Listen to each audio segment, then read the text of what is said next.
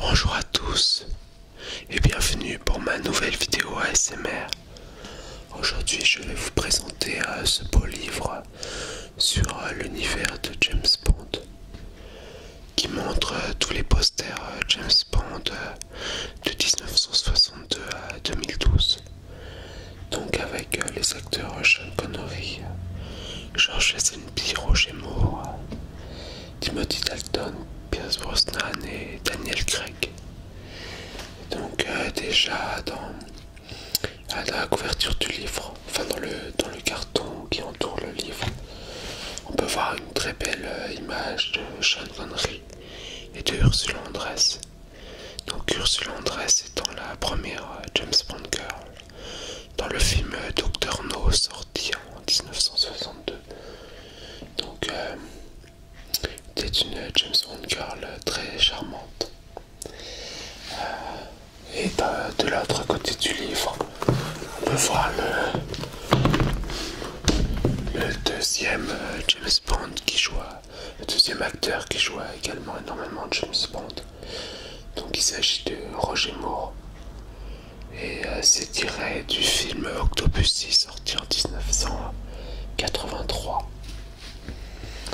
Donc, mais passons plutôt au livre en lui-même.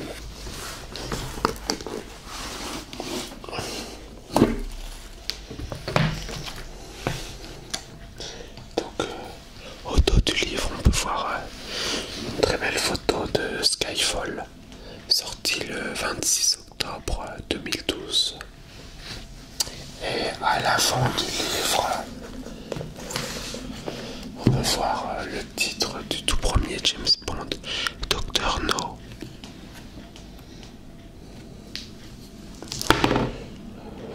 Avec une première image de Roger Moore. 50 years of movie posters, James Bond.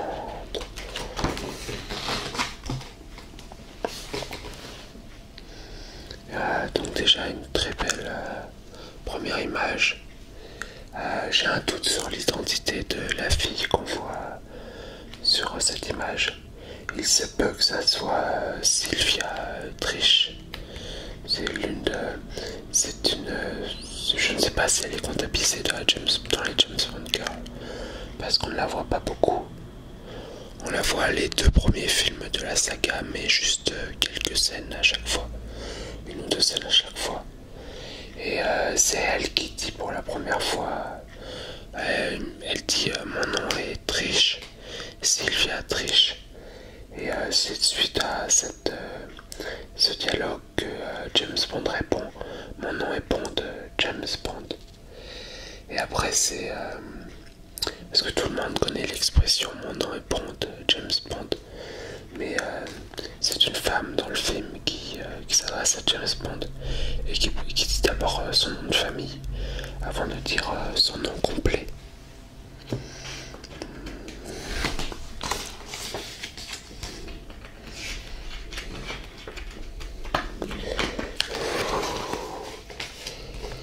Donc voici un premier poster du film Dr No. Donc à l'époque ils savaient faire des belles affiches, on peut pas leur retirer ça.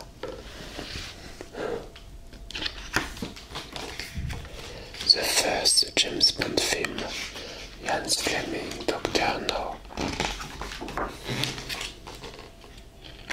Dr No.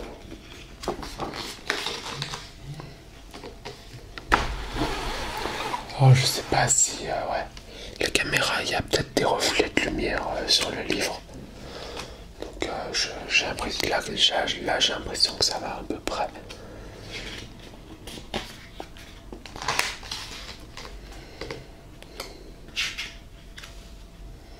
Donc un poster japonais du film.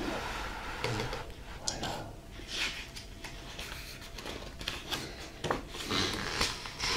Docteur No. Donc un poster français du film, sachant que le titre français du film c'est James Bond contre Dr No. Ça fait vraiment titre à l'ancienne, mais pourquoi pas.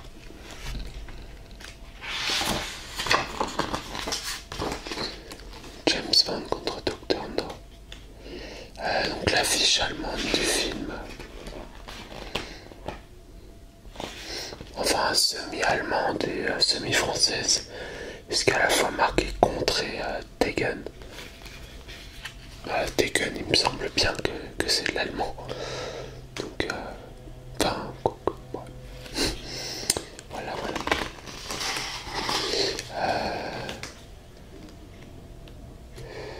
Enfin, au final, je me suis peut-être trompé pour la fiche précédente. Vous vérifierez. James Bond, Jagd, Doctor No. Agente 007, licensati, vous direz.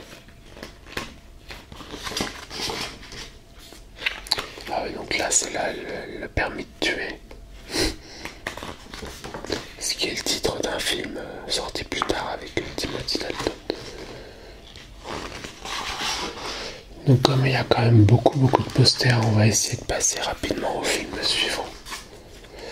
Donc James Bond is back.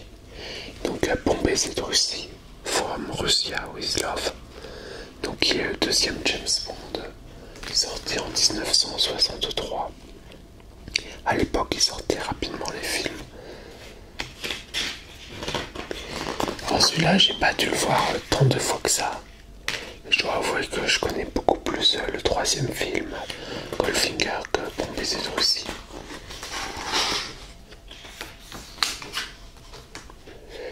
Voilà, en fait, ces posters-là, c'est marrant. Ils ont beau être jolis, on dirait un peu des captures d'écran du film. On dirait un peu des scènes prises au hasard du film. Par exemple, celui-là où il est torse nu, avec un pistolet. C'est un peu curieux comme poster. Bon baiser de Russie. Il n'y a pas à dire, c'est des affiches vraiment magnifiques.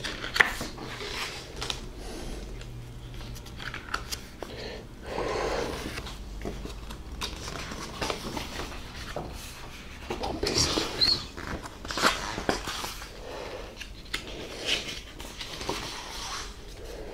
Voilà.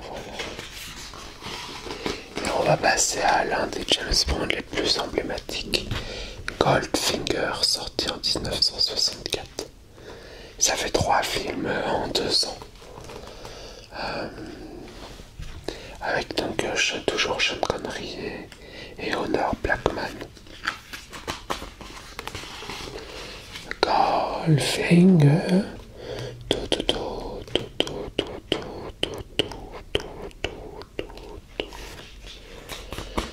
He's a man with a Midas touch. The goldest touch. James Bond is back in action.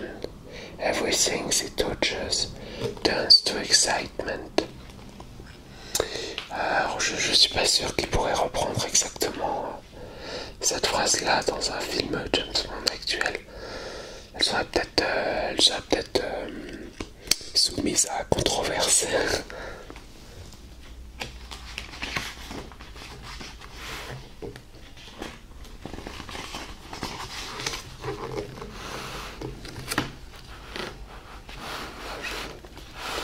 Il y a des reflets, il y a les reflets de la lumière sur la livre. Ouais, donc c'est vrai que les filles, les James Bond girls de l'époque sont un peu plus dévêtues sur les affiches que les James Bond girls de maintenant. Je ne rajoute rien à ce commentaire.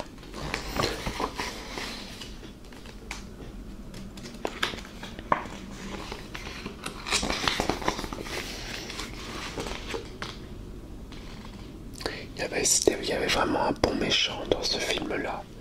Je pense que c'est mon James Bond préféré, avec Au service secret de Sa Majesté.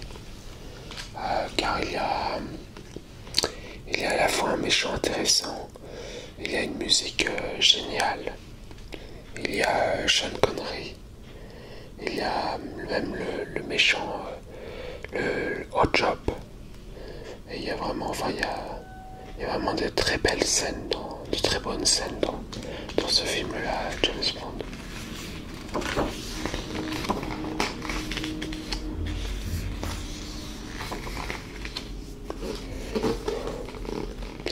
La scène où l'une des filles que James Bond a côtoyée est assassinée en ayant le corps recouvert de peinture dorée. C'est bon. Alors on va passer au suivant. Opération Tonnerre. Avec il y a un peu de bruit dehors, mais tant pis. Avec Claudine Augier, donc Thunderball, avec Claudine Augier qui joue Domino. Je ne sais pas qui sont les autres filles. Il n'y a pas autant de filles que ça dans le film Opération Tonnerre. C'est comme s'ils avaient rajouté des filles sur l'affiche. Donc on pourrait presque considérer cette affiche comme non contractuelle.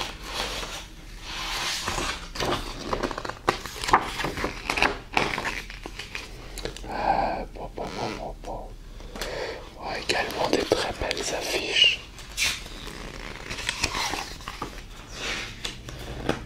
J'ai l'impression de faire des commentaires très banals pour le coup, puisque toutes les affiches sont très belles, donc je ne sais pas forcément trop quoi rajouter.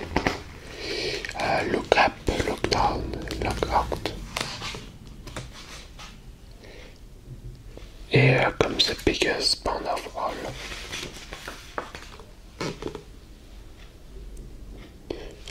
Ouais, donc en fait c'est Claudine Augier sur les trois. On la reconnaît pas forcément. Ouais, c'est... Non, pardon, j'ai dit une bêtise. C'est pas Claudine Augier sur les trois, c'est Claudine Augier ici. Qui joue Domino. Ici c'est l'actrice qui joue Paula. Je m'en souviens tellement de Paula. Et elle c'est l'actrice qui joue Fiona Fulp. Elle, je me souviens bien de son personnage. Donc qui est sorti en 1965. Donc pareil, quatrième film James Bond, 3 ans après le premier. Ça allait très rapidement à l'époque.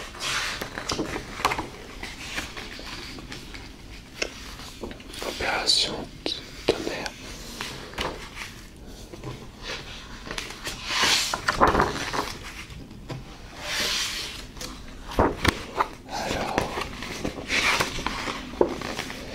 Alors qu'est-ce qu'il y a? Ah oui, Casino Royale.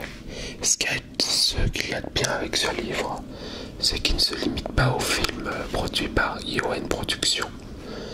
En fait, on a dans les James Bond, il y a eu 2 films James Bond hors série. Donc le premier, c'est le Casino Royale, sorti en 1977, qui n'était pas un film avec Sean Connery, et qui n'était pas un film produit par ION Productions. Et le second film hors série, c'est un film avec Sean Connery, sorti en 1983. Et il y avait une bataille de Troie, puisque à l'époque, le James Bond attitré, c'était Roger Moore. Et pour revenir à ce film-là, donc c'est la première version de Casino Royale, donc sorti en 1967, avec Peter Sellers. Et donc dans ce...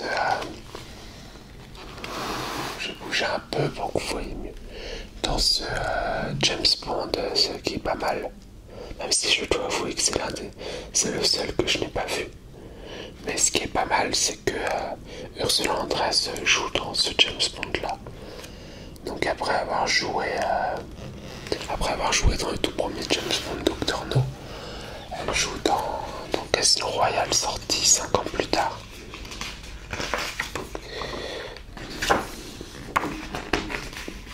Alors, David Niven. Il y a même Woody Allen dans ce film-là. Peter Sellers. Et puis je crois qu'il y a, je suis pas sûr, mais il me semble qu'il y a 2 James Bond différents dans le film. se fait passer pour l'autre ou une histoire comme ça, ce n'est pas très très clair.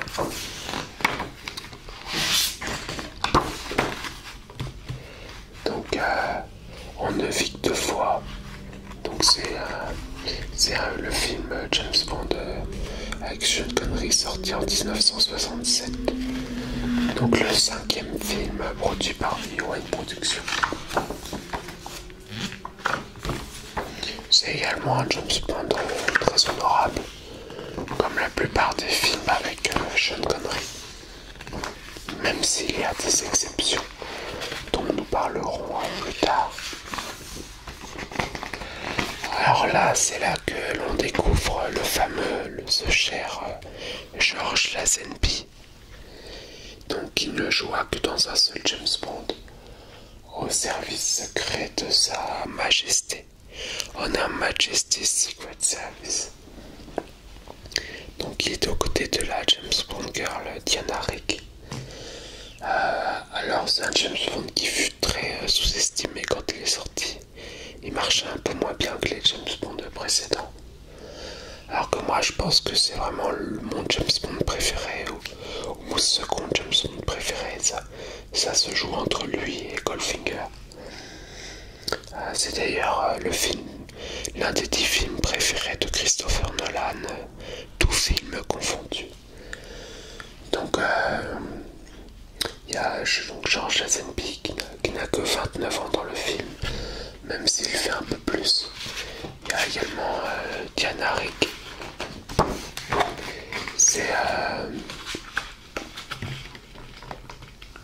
C'est le James Bond le plus long de la saga, puisqu'il dure 2h15.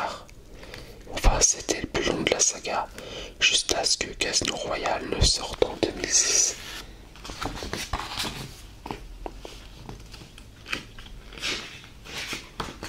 C'est un James Bond plus romantique que les autres, plus attachant que les autres.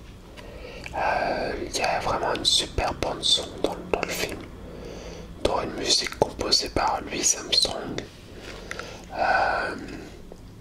Et même il y a une très belle musique instrumentale qui est bien exploitée dans le film.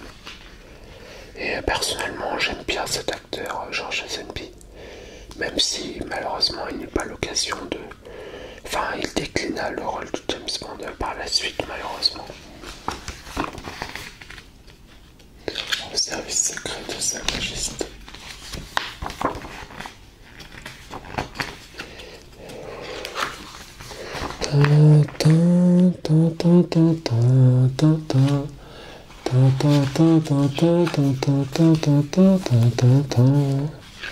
Bon, je chante pas très bien, excusez-moi. Oh là là, donc en fait, George Lazenby avait remplacé Sean Connery en 1969 parce que Sean Connery avait décidé d'arrêter et Sean Connery décida de revenir en 1971 après que George Lazenby ait également abandonné le rôle de James Bond.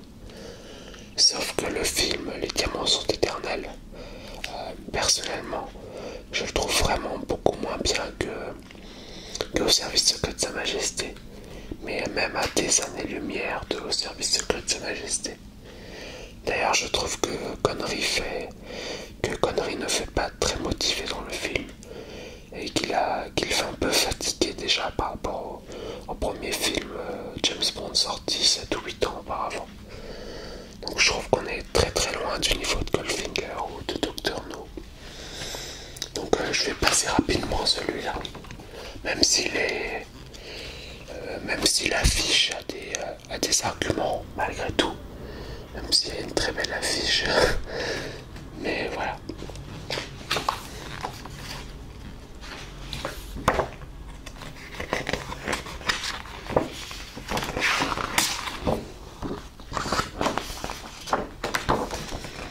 Alors après Les Diamants sont éternels, on passe à l'ère Roger Moore, avec le film Vivre et laisser mourir, sorti en 1973.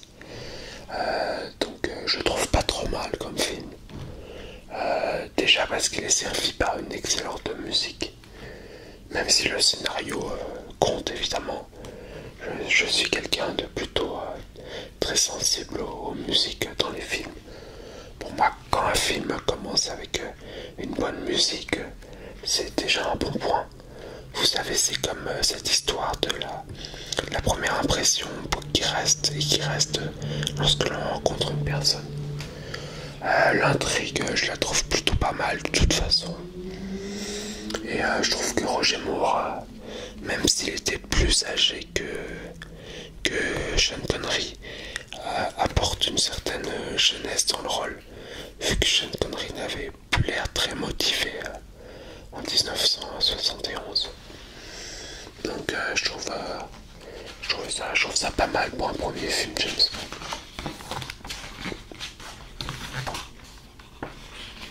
Donc là c'est James Seymour, James Seymour qui a joué notamment dans le film sur la Révolution française, qui a joué dans Docteur Queen, et qui a joué quelques épisodes de la série Smallville aussi.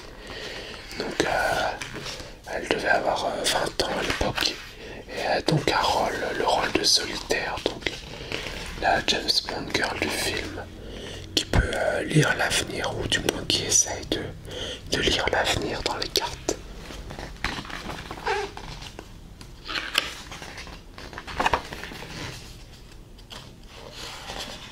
Alors l'homme au pistolet d'or, avec donc le méchant dans ce film-là, il est joué par Christopher Lee, qui est qui est plus connu que, c'est un des rares méchants plus connus que l'acteur qui fait James Bond, un peu plus connu que Roger Moore, je dirais, même si Roger Moore est très connu. Je trouve un peu moyen celui-là. Certes, le méchant est joué par un très bon acteur, mais je trouve qu'il y a des scènes un peu décevantes dans le film, des scènes un peu WTF dans le film. Malgré tout, ça reste un film sympathique. L'homme au pistolet d'or.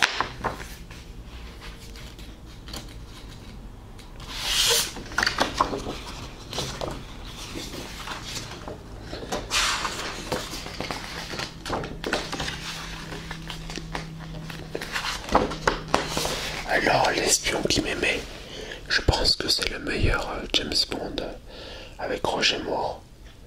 Donc c'est avec Roger Moore et Barbara Bach. Et je trouve que c'est vraiment un James Bond très réussi. Il y a des scènes assez mémorables. C'est un peu l'équivalent de... C'est un peu le Goldfinger de Roger Moore. Même s'il est un peu en dessous, même s'il est quand même en dessous de Goldfinger. En fait, les troisièmes films sont souvent pas mal. Puisqu'il y a Le Monde ne suffit pas, qui est quand même sympa. Il y a Skyfall, qui est considéré comme très réussi. Il y a L'espion qui me met, il y a Goldfinger. Donc, la troisième fois, c'est souvent la bonne avec James Bond. Ah oui, puis il y a la fameuse scène avec la voiture amphibique.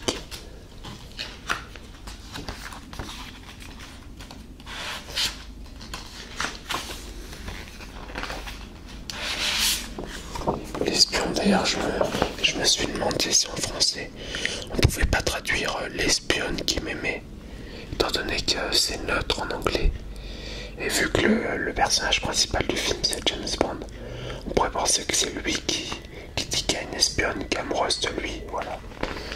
Mais au final, bon, en français c'est traduit l'espion qui m'aimait. Et c'est également traduit l'espion qui m'aimait en livre, donc je pense que c'était juste une hypothèse personnelle.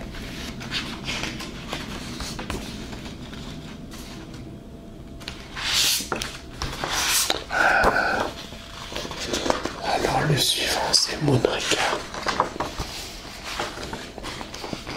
Donc Moonraker qui est le premier et le seul James Bond à se dérouler dans l'espace. Avec Michael Lonsdale, donc le méchant, qui veut reconstruire un monde soi-disant parfait dans l'espace avec que des mannequins. Donc ouais, le scénario est un peu particulier celui-là. J'étais un peu des scènes sympas. Roger Moore est sympathique, mais après il reste un peu il n'est pas spécialement dans la fourchette haute des films James Bond. Rien que pour vos yeux, donc je préfère un peu avec notamment Carole Bouquet. Ouais, donc je pense que cette affiche là ne passerait plus forcément de nos jours. Et d'ailleurs ils se sont accrochés à cette affiche là visiblement. Rien que pour vos yeux.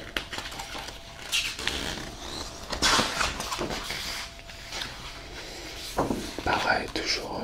Il n'y a pas une énorme différence, je trouve, entre les affiches des années 60 et des années 80. Parce que là, c'est quand même les années 80, c'est 81, rien que pour vos yeux. Donc là, c'est le film Octopussy, donc sorti en 1983. Donc avec Roger Moore et Maud Adams qui jouent le rôle d'Octopussy, qui est un personnage ambigu, un peu méchant, mais pas tout à fait. Donc, il me semble que c'était un film correct, c'était un film James Bond correct, sans plus. Il y a une scène un peu décriée où Roger Moore se déguise en clown.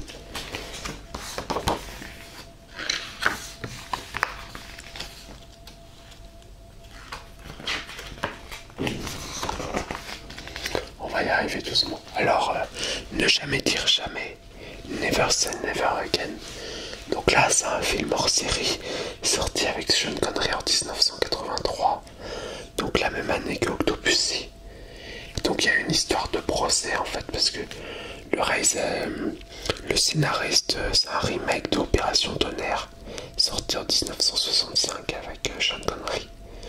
Et le scénariste a dit qu'il pouvait très bien, et vu que c'est lui qui avait écrit le scénario du film de 65, vendre les droits enfin permettre à quelqu'un d'autre de faire un film en reprenant le scénario de 1965. Et finalement, visiblement, la justice a laissé faire ça. Et plus tard, dans les années 90, il y a eu un jugement qui a décrété qu'il n'y aurait plus jamais de film James Bond qui pourrait être fait s'il n'était pas de ION, enfin que ION Productions avait le monopole total sur les films James Bond. Mais visiblement en 83, ils n'ont pas décrété cela. Et ce film-là va voir le jour. Par contre, il n'a pas eu le droit de réutiliser les musiques de James Bond habituelles. Et il n'a pas eu le droit de faire l'introduction de James Bond avec le barillet. Alors dans le film, on peut notamment voir Kim Basinger dans le film. Donc vraiment au début de sa carrière. Enfin, elle doit avoir une petite trentaine d'années dans le film. Et je trouve que Sean Connery a l'air plus dynamique, plus motivé que dans le film de 71, bizarrement. Donc il n'y avait pas tant d'images que ça de jamais dire jamais. Donc là on peut reconnaître Kim Basinger. Et donc il y a également Rowan Atkinson qui est dans le film, donc le futur Mr. Bean. Et voici le dernier film James Bond avec Roger Moore, Dangereusement Votre, A View to a Kill, et en français Dangereusement Votre. C'est un clin d'œil à la série Amicalement Votre, dans laquelle jouait Roger Moore. Il y a une scène un peu exagérée où Roger Moore arrive à empêcher un dirigeable de décoller avec sa main.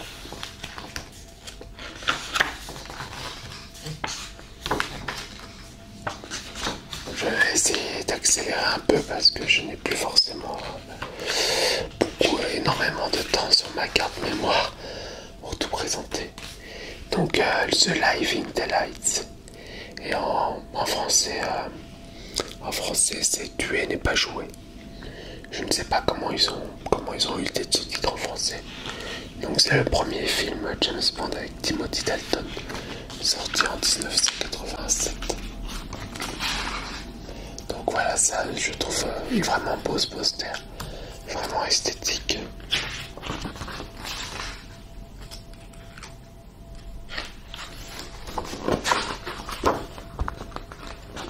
Voilà, c'est magnifique. J'aimais bien Timothy Dalton, je trouvais que c'était un James Bond assez... Enfin, j'aime bien tous les James Bond en fait. Donc là c'est le Permis de tuer.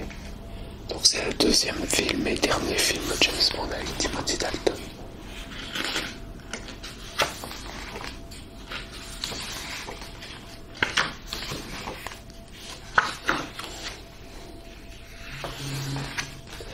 Et là on rentre tout dans une nouvelle ère. Donc le dernier film avec Timothy Dalton c'était 1989.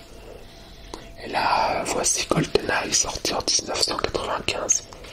Alors je crois qu'il y a eu un problème de droit pour les films James Bond. James Bond a eu des petits soucis entre 1989 et 1995. Donc voilà pourquoi il y a eu 6 ans entre la sortie de ces deux films.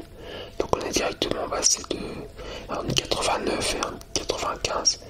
Il y a un changement notable. Donc on est passé d'un coup de Timothy Dalton à Pierce Brosnan. C'est un peu dommage parce qu'il y aurait pu y avoir un troisième film avec Timothy Dalton en 92 pour les 30 ans de James Bond, pourquoi pas. Ça n'aurait pas empêché Brosnan de prendre le rôle en 95. Donc GoldenEye qui est considéré comme le meilleur film James Bond avec Pierce Brosnan.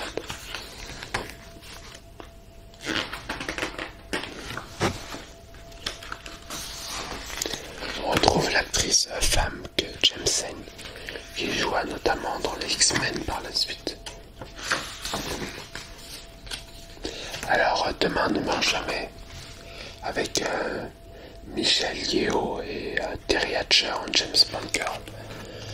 Même si on ne voit pas tant que ça Terry Hatcher malheureusement.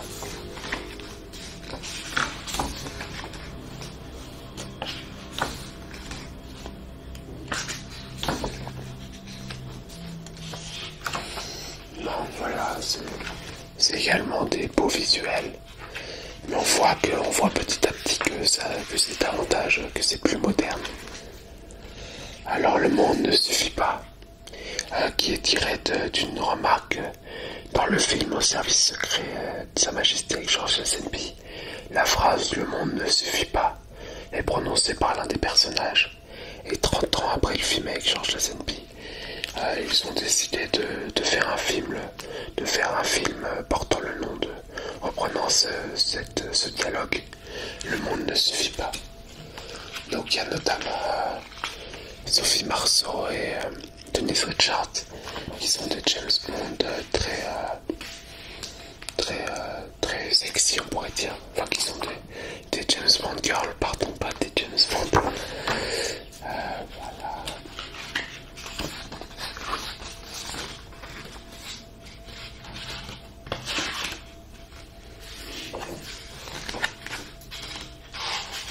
Donc là c'est Renard qui est joué par l'acteur Robert Carlyle. Voilà. Et d'ailleurs cet acteur-là qui a un rôle assez mineur dans le film, a joué par la suite dans la série Punchy un méchant très charismatique du nom de Guy Proctor. Mais je referme la parenthèse. Donc là on a Denise Richards, on a Q, on a M.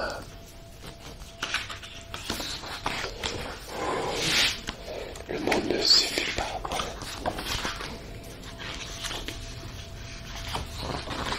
Et le dernier James Bond avec Pierce Brosnan, pour les 40 ans de James Bond, meurt un autre jour, qui ne fut pas vraiment bien reçu par la critique.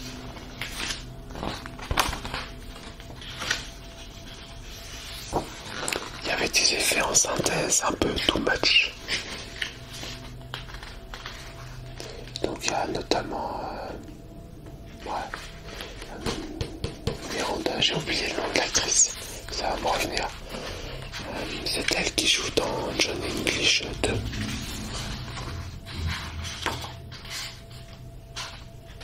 Donc Halle Berry. Et le premier film James Bond avec Daniel Craig, qui est considéré comme l'un des meilleurs.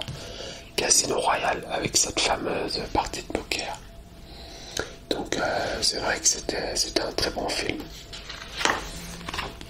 C'est dommage pour Brosnan qui n'ait pas eu l'occasion, la chance de jouer dans celui-là. Par contre, je trouve quand même un peu trop dark. Pas assez détendu le James Bond de Craig. Pas assez, ouais. Donc, soit des posters absolument magnifiques.